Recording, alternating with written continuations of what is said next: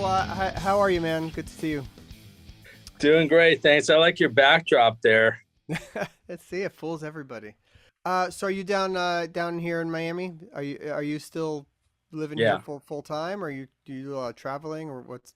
No, I did recently just do a bunch of traveling. I went to LA and then Seattle for the Alan White tribute, and then to Prague, Stockton, New Jersey, all in the space of like 10 days. So it was a lot of flights. But now I'm back and I don't have any travel plans, no gigs or anything booked. So I'm just kind of, working at home in the studio where I generally like to be. That's cool. So for people watching, we have had you on. If I'm remembering correctly, you were the second interview we ever did back in Oh, 2013. And cool. then we haven't had you on one of these podcasts since 2014, which is sort of insane considering you're the Yeah, musician that lives closest to me. that's all right. You take it for Out of granted. all- So, and we would see each other at least once a year at a concert, I think. Yeah, we Something just is saw each other. What do we so. what Yeah, did we at the see? Was it yes? yes, yeah, Yeah. yes. But and Nick from Cruise to the Edge, and that's why I brought him on here to talk to you a little bit. We had actually written down a bunch of questions, but I what we didn't write down, and we should let you talk about it a little bit before we Hmm. get started on some of that stuff, is the Alan White tribute that you were part of, and um, talk a little bit about that, what that was like, who you played with, what that vibe was there. Sure. Well, the Alan White tribute was uh, earlier this month, and it was put on by Gigi, Alan's wife, and friends of the band, and yes, members of Yes.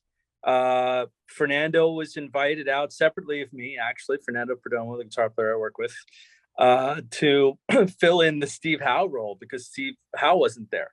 And of course, you got to love Fernando because he'll just jump to anything and just do it and and kill it. So he was invited separately of me. I'm actually in a band with members of Yes called Arc of Life, which you may know. Sure. No, we were going to And talk all about that for sure. Yeah. oh, okay. So basically, Billy Sherwood from Arc of Life and Yes called me and he said, "Dude, you got to come out here for this." And I'm like, "It's in Seattle and I'm in Miami." He's like, "I know, but this I think is going to be basically an opportunity for us to play together as Arc of Life. We've never done a live show together. We've Mm. done two albums. We've got a new album coming out." And it was, for a good cause because we were paying tribute actually in a way to both Alan and Chris because we did Whitefish, which is the fish, but like our version of their version that they did live, Chris Right. and Alan. So I just came out to play that, and it was an amazing experience. Lots of eclectic people who from different eras of Alan's career. So they did some John Lennon tunes because Alan played with John Lennon, Right. and even Trevor Rabin was there, and actually like went up a notch in just the nicest guy. He was so nice. We traded albums. I gave him I think I told you. I gave my album, and he's like, "Oh, I'll give you my new stuff." And I'm like, you don't have to give me anything back, but just really nice guy. And he was there and did some stuff. And the spirit of it was, just really nice. And considering how difficult those one-off shows where there's not enough rehearsal time, not even enough sound check Right. time, there's all these people trying to do all these ambitious things, um, which was a little bit like Prog Stock, which is just after on the other side of the country.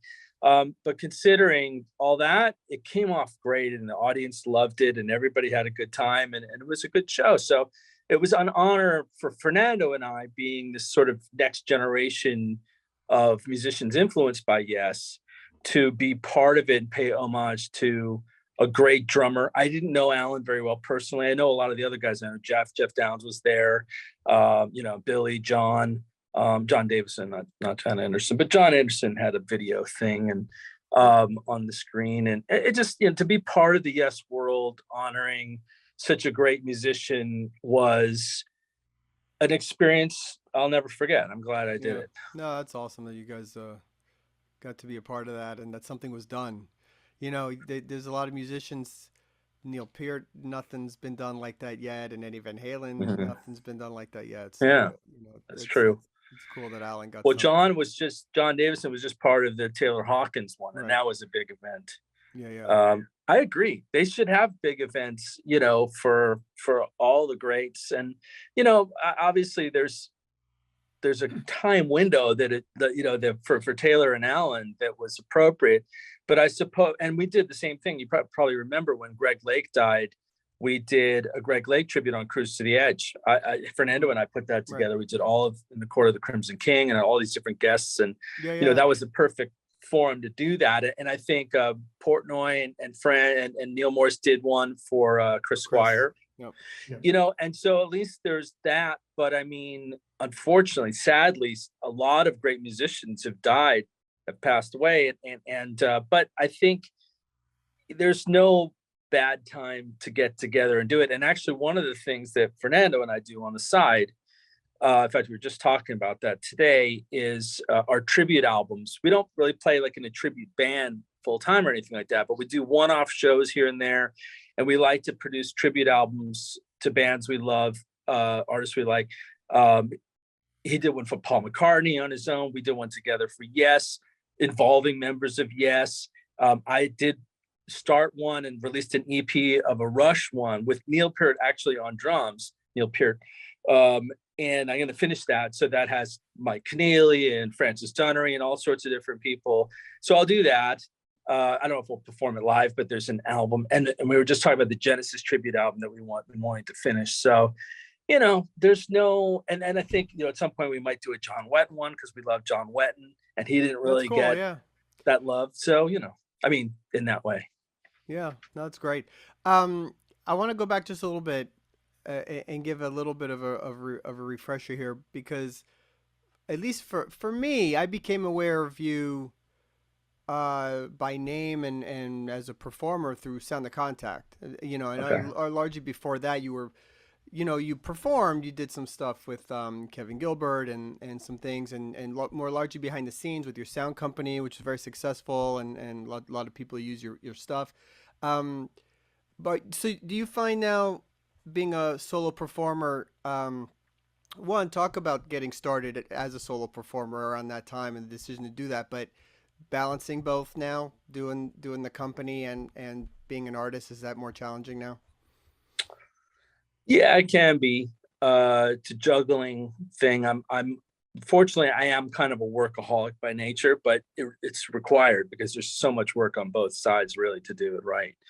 And I would probably be better at both if I was just focused on one. But like in around, I used to make music full time in the 90s when I played with Kevin and I played with other people. I did sessions, I did all sorts of stuff, and I started my company, Sonic Reality.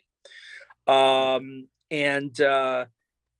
then I went corporate, got a little more responsible, and got married, and I my company Sonic Reality joined forces with IK Multimedia in the early 2000s, and that kind of took over my life. I had employees, I was a boss, and I had a whole thing. And then right around 2000, I don't know, 5 or 6, it just kind of got to me. I was like, you can't. I make tools that musicians use, so like sample libraries and plugins, virtual instruments, and they're used by everybody from Coldplay to Eminem to the prog artists. All of Marillion contact me all the time asking for IK Multimedia products, Mark Kelly and Steve Roderick, and I can't do this only for other people to make music. I make music. And so I said, all right, I need to balance this with making my own music. And then fortunately, let's see, 2006, I met Simon Collins through working with Genesis on their sort of technical side. And I was at their rehearsals, and that's where for their tour in that 2007 tour that happened after. And we started working together. We did a Genesis song called "Keep It Dark," and then we did a song on his co-wrote a song called The Big Bang that had Phil Collins and him drumming on it on his solo record, third solo record. And then we formed Sound of Contact after that. And then from there, it was a bittersweet thing because we had success, a lot of great reviews, people loved it, great response. But the band members, I was just talking to Matt about this, at one point, everybody in the band was out of the band. And so to my surprise, I was out of the band. So, Matt and Kelly were first out of the band, and now Simon's out of the band. He quit. But there was this part where after Dimension On, we had toured a little bit, and then I was out of the band, not by choice, but from it. If I went into details, it would just be like, Yeah. but I won't. But it's still, I was not happy about it. And I felt like kind of stranded. I felt left behind. And that's where but I can almost thank them for it, because I had been sort of threatening to do a solo record or a record with me as a frontman for years, since I played with Kevin in the 90s. I had been writing and practicing and trying to do it. I'm like, I don't know. I want to be the keyboard guy behind this. Let someone else go out front. And then finally, when that happened, I'm like, well, I wrote a lot of music on Dimension Up. People were loving it. I co-produced the album. I thought, if I'm not going to be in the band, I'll just follow up myself. I'm ready to, I'm like hot to go here. I'm on a roll. So I followed up with a almost 2.5 hours of music on New World, the deluxe edition, which was tons of songs and just, and that was well received. But that was a big, huge, pivotal moment for me, because I made the commitment to be the front man for the first time. I was like, you know what? I have to, because it taught me the volatility of a band. And if you're depending on other people, and if they don't follow through, or they're not reliable, or they're not loyal, whatever it is, you're screwed. And that's what I was talking to Matt Dorsey, because it was the same thing. He was like, oh, that was my chance. Sound of Contact. People loved it. Some people call it like Genesis Next Generation or something, obviously, that has the novelty of Phil Collins' son being in it, but still, people genuinely loved it without the novelty. And that was his kind of big shot. And then it just got taken away, rug pulled out from underneath. But he's doing a solo album, and I've been encouraging him to just be like, do what I did, just carry on and do it, and in your control. I love being in a band. I love a great band, but I'd rather do what I do and have the ability to see it through than be part of a band hoping that everybody just is in sync and does things together, and be devastated when it doesn't, and just walk away. It's like, no, I'm here to make music. Life is short, Right. Yeah. So Dave, you brought up Sound of Contact. I mean, that is just about on everybody's top 10 favorite album list. It has become a neo-prog classic, I would say. So since 2013, you've done a lot of solo stuff. You've done New World, you've done Static, you've also done the In Continuum albums. But for me, and I had the privilege of writing the review for the Prog Report on the album, your third solo album, The Traveler, is the best thing, in my opinion, that you've done since Sound of Contact. Tell us a little bit about the album. I know it's part of a trilogy, and it continues the theme, and yet the songs seem to stand alone of their own accord, kind of as units. Tell us a little bit more about the process in creating The Traveler. Well, first of all, it started with having material left over from Dimension On that we started on and jammed on in the studio. That were my songs, and for various reasons, they didn't make it on the album, mainly because we filled the album and it would have to have been 2 CDs for there to be more songs. And other reasons, I just hadn't finished them, actually. Like, I had started writing the lyrics and I wasn't happy with them until, like, I've gotten better at, I just get able faster writing lyrics and getting to the final draft I like. So I put them on the back burner, and I had hoped that Sound of Contact would do those songs since we had started them. But I kind of systematically gave up on that. I created In Continuum out of the songs that we had, or that I had primarily for the second Sound of Contact album. But Dimension Out, the first Sound of Contact album, also had these kind of I don't know if you call them outtakes, but just songs that were in that pool of, stuff we were working on in the studio. So I had them and they needed a home. I actually went through torture. I don't know if I said this to anybody, maybe, but like the pandemic, I must have made like 200 album song lists, and I couldn't decide whether the Traveler was going to be an in continuum album or the songs on the Traveler, because that's why Marco's on it. It was originally maybe going to be an in continuum album, and I have a version of like Another Lifetime with Gabriel Agudo singing and everything. But I think I made the right choice and fashioned it into, story-wise, the sequel to New World and Static. But the Traveler character, it gets deep and complex, and it doesn't have to be, like you said, it could just be, these are nice songs. I don't need to know the sci-fi story or the poetic connections. But this character essentially is a thread through various other things, like he's an influence on the past and the future. That's his whole thing. You can travel through his mind. So he's basically telepathically communicating with Kai and he's like the storyteller of in continuum acceleration theory part 1 and 2. Now that's me. So he's like a version. The Traveler's like a fictional version of me. I'm the storyteller of all of it. So and I'm a traveler. We're all time travelers in the sense that we think about the past, we dwell about the past, or we worry about the future. And so there's this kind of duality between there being this sci-fi story that they're all sort of a universe that they're all connected in.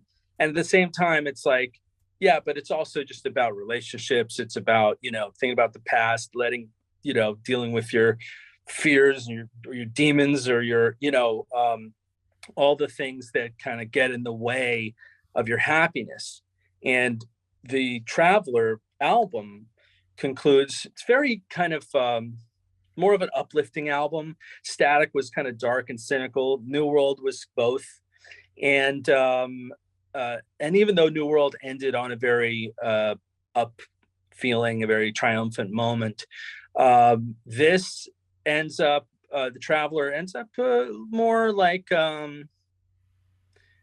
appreciating the present moment, which in many ways was the inspiring theme that started New World, because Francis Dunnery, a guitar player, friend of mine, who guests on both the Traveler and New World, and he had a band called It Bites, and he's played with many people. Oh, that's Nick's favorite band of all time. Don't worry. That's my favorite band of the 80s, man. They're amazing. I love It Bites, and I love Francis. And so Francis gave me as a gift this book by Eckhart Tolle called A New Earth, and an audiobook. And I listened to it. And he also has a book I got called The Power of Now. I think Francis might have even given me that as well. And it's deep and it's really interesting, but the premise is great, which is basically to snap out of it, in terms of thinking about, elsewhere except for here, the here and now. And so the song Here and Now that ends the Traveler, and there's also part 1 and part 2, is about that essentially, which is kind of like, yeah, you can travel all over the place, but don't forget right now is like the depth of the beauty of the moment. Like appreciate what you have right now. You may not have a future, the past is gone, but so it's a nice message. And I think it has a nice, a good appropriate conclusion to that trilogy. But each album is very different from each other. And I didn't like when you said standalone, it's like there are little Easter eggs and hints of, especially on the Traveler, of some things, and the special edition Traveler, which 2 CD version, which is just coming out now. I mean, it's been out digitally, but the CDs are being shipped this week. That you hear bits from Static and New World and voiceovers from the late great David London, who was awesome, and he sang on the title track New World, but he also did these cool voiceovers along with Heather Finlay and Emily Lynn and Lara Smiles from the Australian Pink Floyd. And they've got these cool British voices, and they're all there reciting some of the poetry from New World. And Durga McBroom from Pink Floyd also doing some of those. So you have, and even like a quote from Steve Hackett from New World is on The Traveler, not something new, but from New World.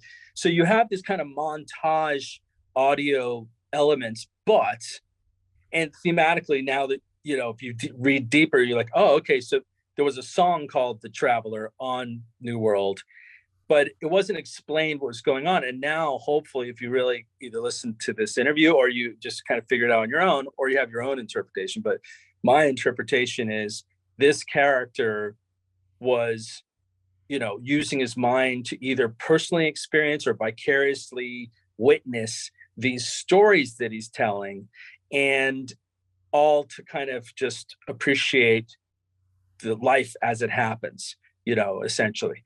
And so all of that is the thread, but they're each individual, stylistically very different from each other. And probably maybe the reason you like The Traveler the most is because it's the most like Dimensionaut. It's not even quite like Dimensionaut either. It's maybe a bit more Genesis-y than we would have allowed ourselves to go. I kind of combined the Would Have Been Sound of Contact songs with some sort of Genesis-y songs I had from the Static sessions, and other songs that had been built up. Better Life and A Time in Your Mind were new, but they were also kind of Genesis-y. I'm like, all right, let me, because I just bought Tony Banks keyboards and the studio equipment from Genesis. I'm wearing Genesis t-shirts, all about Genesis. No, I love Genesis. They're my favorite band. And I, in a way, we're doing a tribute album, but I wanted to pay homage to them in ways that not anybody could do a tribute album and play covers, but not everybody's going to write a song and find ways to respectfully nod and wink to the forefathers of, plenty of bands do. Big Train, Marillion, they have, and they're known for that. IQ. But my way of doing it, which is blending it in with all these other influences, but hearing like an ARP solo or a Prophet 5 or any of these flavors and certain chord changes or whatever, keyboard solos that are nostalgic, but still fresh and new, hopefully. Yeah. I think that makes perfect sense. That's what the album sounds like to me. Totally. Okay. Wow, Dave, what a lineup of performers on this album. I mean, Matt Dorsey, the great Billy Sherwood, Fernando, of course, Joe Dennison, Marco Miniman, the great Nick DeVigilio. The list goes on and on and on and on and on. But let's talk specifically about your relationship with Fernando. How did you meet Fernando? How did you two get together? How did you click musically? What happened there? Through a mutual friend, and when he lived in Miami. Fernando used to live in Miami, where I live. And we got together and played each other our music. And I first met him at this guy, Randy Fuchs' place, who does artist relations with companies. And Fernando was there. And so it was just kind of like kindred spirit, initially. I could just tell. And then when we played this other time, we played each other. I played him Sound of Contact before it was released, which he loved, was blown away. And he played me his band Dreaming of Stereo, which I love. So I said, well, we got to work together. And so we did a track. Actually, it's not released yet, but we were just talking about it before, for a Rush tribute album, that's a full album. We did Digital Man with Billy Sherwood, myself, Neil Peart on drums, and Fernando on guitar. And he did an amazing job, and he totally veered from the original. Like, it sounded like Steely Dan. And I was like, man, this guy's bold, but he's also just very musical, like in the moment, speaks the same language, knows a lot of more than I do, actually. He's a walking encyclopedia of music. But he, works with a lot of different people in a lot of different styles, but he has this love for progressive rock and classic rock. And he doesn't really, at the time, he wasn't even doing that himself. Later on, he did an instrumental project called Out to Sea, because I'd sort of brought him back to his roots, his prog roots. But he loves playing with me because he's gets to, do certain things in that context, stretch out, guitar solos, and be creative and bring out some of these other influences, King Crimson or Genesis or whatever it is, Pink Floyd. And and we just hit it off. Now, I mean, he's also an amazing bass player. He's one of my favorite bass players. So I end up working with him a lot. look, he's a super nice guy. He's a great, humble, cool person to work with. No ego, no issues, but he's also fast. So as a producer and as someone who's, let's say, trying to direct remote sessions, because not everybody, he doesn't even live here anymore. If he lived here, it'd be great. But in fact, I just talked to him today. I said, you thinking about moving back to Miami? He's like, well, maybe, probably not. He's in LA now, where I used to be. Anyway, when you work with people remote, it is really great to have somebody who cares, prioritizes it, makes it happen. If I need a track, I get it in the next day or two. And it's great. So I just love working with him. The flow is awesome. Now, the same could be said for the other musicians I work with. It seems like a long list. And, if you get to know my catalog and the things I do, you start to see some of the same names, because there are people who I work with that I know, all right, if I want something like this, I'll talk to Matt, or I'll talk to Billy, or I'll talk to Marco or Nick, and then it's if they're available, or Randy McStein, so I know what they do and how they might fit into a song. So it's like a casting director. It's kind of fun, but it's not just to be like gratuitous. In fact, I try to hold back, and not because I have a lot of friends in the music industry. I do that more gratuitously, let's say on tribute albums, but on an actual original, the solo album or in continuum, I try to reel it in and just be like, all right, let's not just have a huge Rolodex list of names just for the novelty of it. Let's really find a great fit. And it just so happens that Fernando is just my main go-to guy. He always comes through for me when I need something from him. So it's been invaluable. I don't know if I could even do everything I've done without him. Yeah. No, it's cool seeing you guys together, and especially on the cruise, which I'll ask you about later. But I want to touch base on Arc of Life, and you have a new album with that band called Don't Look Down, which comes out next month. The second album, and now you're fully into the Yes Camp with these guys. I mean, how did you get hooked up with them, and how'd that band get started? What was the story there? I've known Billy Sherwood since the 90s when I played with Kevin. Around that time, I met him. And, we have worked together on some of the tribute stuff. He had me play with Joe Lynn Turner on the Supertramp tribute that he did. We did Bloody Well Right, came out really nice. And I've had him play on the McBroom Sisters album that I co-produced, and a bunch of stuff over the years. And he just kind of said to me, sort of like a premonition, I remember, because I was watching Circa or something like that with Tony Kaye. And he said, I'm going to do a project with you on keys. Something like that. He just said something like, be ready. And, and he says all kinds of things like, whatever, like, have you ever wanted to be in Yes? I'm like, yeah. He's like, well, I had that dream too. I'm in Yes. So, he's great. And so I'm just basically, I mean, look, it's kind of reciprocal in the sense that John Davison's a pal, like all those guys are pal. Jay Shellen. I haven't worked with Jay as much. We got him to play on the Yes tribute, but I've worked with John. He's done a ton of stuff with us in Continuum, and on the new album. He sings on a song on The Traveler.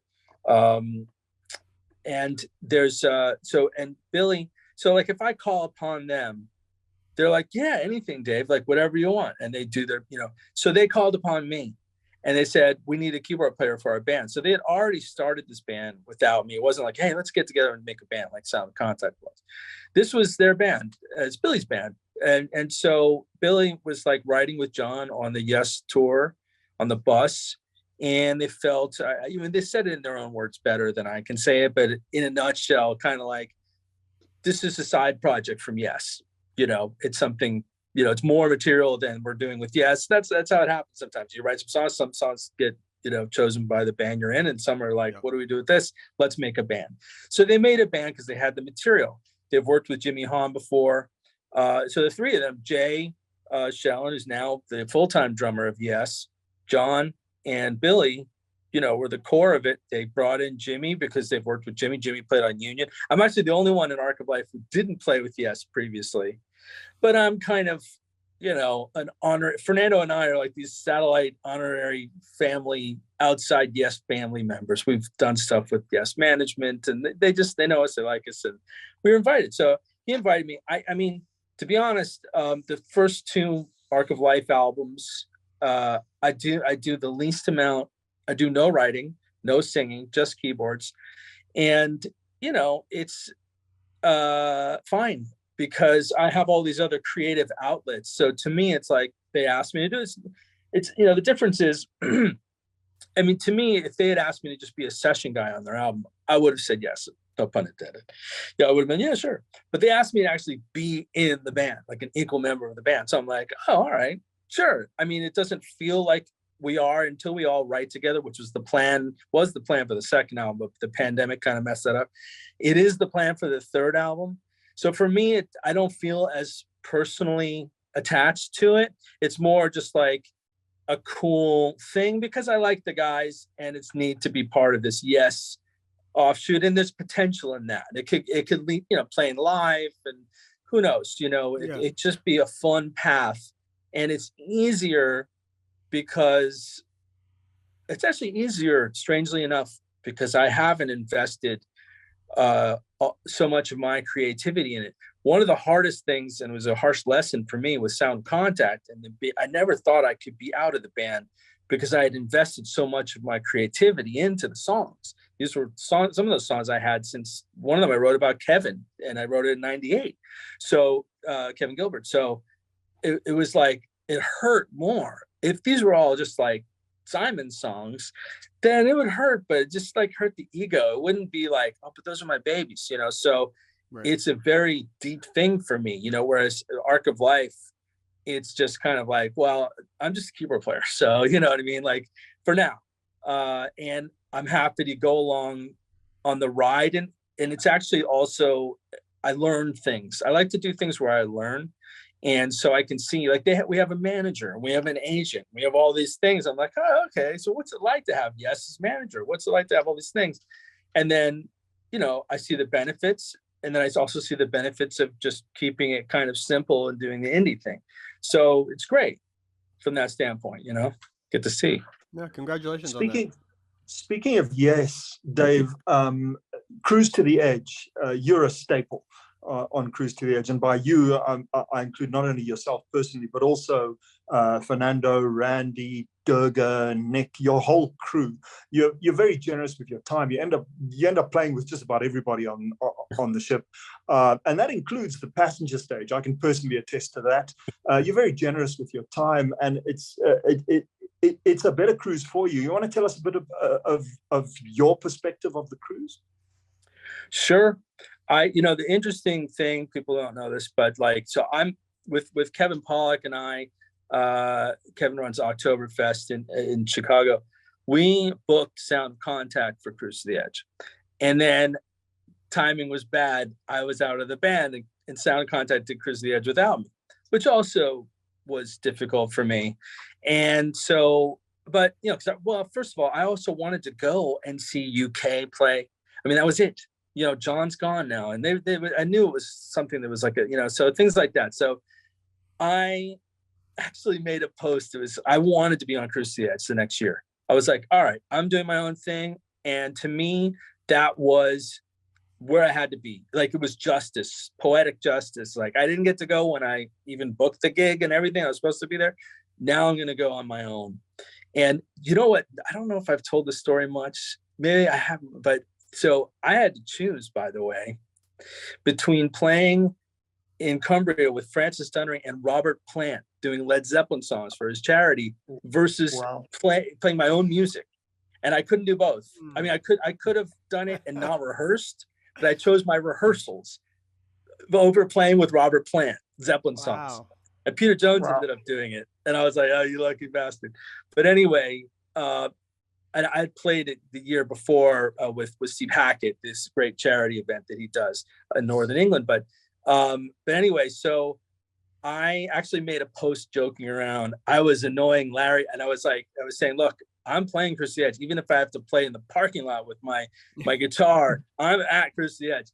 And he laughed and everything. And he knew he loved Sound Contact. And he's like, yeah, why don't you why don't you do it? And I brought an all-star band with both McBroom sisters, Durga and Lorelei, backing vocalists of Pink Floyd, Randy and Matt and Fernando. And I think we had Derek Cintron on drums, and it went over really well. And that just became the foundation for returning. You can't take it for granted. I can never assume, not every band returns, but I think perhaps the fact that we've been generous with our time and generous, but we've done like extra things that aren't for money, like the Greg Lake tribute. No one's paying us to do that. We're just like, okay, let's just do a whole set for the love of Greg Lake and Emerson, Lake and Palmer and King Crimson and music and Prog, and get other people to also do it. They're not getting paid, to do this extra work, but it's not work. And we did a Pink Floyd tribute. We had Harry Waters, Roger Waters' son, and Steve Rothery and Billy Sherwood, and all doing Pink Floyd songs for a pre-cruise party. And it was I don't know, it's part of the festive. To me, I love Cruise to the Edge because and Roy's so it's a great part of it as well. And John and everybody. It's like everyone's there with the common thread of we love progressive rock music, and the various bands of different, whether you like Yes or you like something heavier, like Haken, but like we're all there on this boat, and it's just like everywhere you go, you're gonna bump into a musician that you like, you're gonna have a stare down with Steve Howe, which I had once in the dining room, and like all sorts of memorable experiences. We've all been there, man. Like, do I talk to him or do I not ruin the fact that I'm such a fan? So and interacting, like, let's say with even doing things like the late night, which I've held back from doing. Fernando's all over it when we played. There's that late night jam, just because you get overworked and you can extend yourself spread yourself too thin. But just that spirit of like, not only just hanging out with people who are on the cruise, but actually performing with them like we did. I mean, that was actually really cool what we did, Nick, because usually if I do it, like we're sitting in on a cover of like Genesis or but we were doing a cover of one of my songs, Into the Sun. You guys playing with me, and that was a real honor. There's some things like that. Or another time I played the same song and we had Jeff Downs play the keyboards. And for me, it was like, okay, we could do a Yes song, but Jeff Downs is playing my song. Or, like that's means really something cool. To the that's got a kid in me. Yeah. On this past year, a few months ago, I guess it still was, the one person I kept seeing all the time, I mean, I saw all you guys everywhere I went, but as I was going around introducing, and I'm running introducing on this stage, and then I have to go an hour later introduce on that stage, and like everywhere I went, I would look behind me and there's Fernando again. It was just like with his hat. Weren't you just at that other stage playing with that other band? He was amazing. Yeah, he's a maniac. Yeah.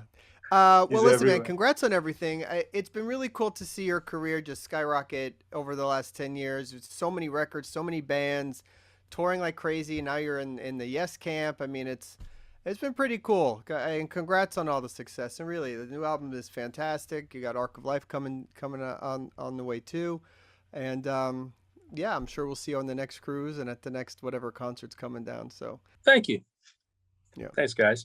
All right, man. We'll see you soon. Bye, everybody. All right. Take care. Dave. Bye, Roy. Bye. Take care, everyone. Bye.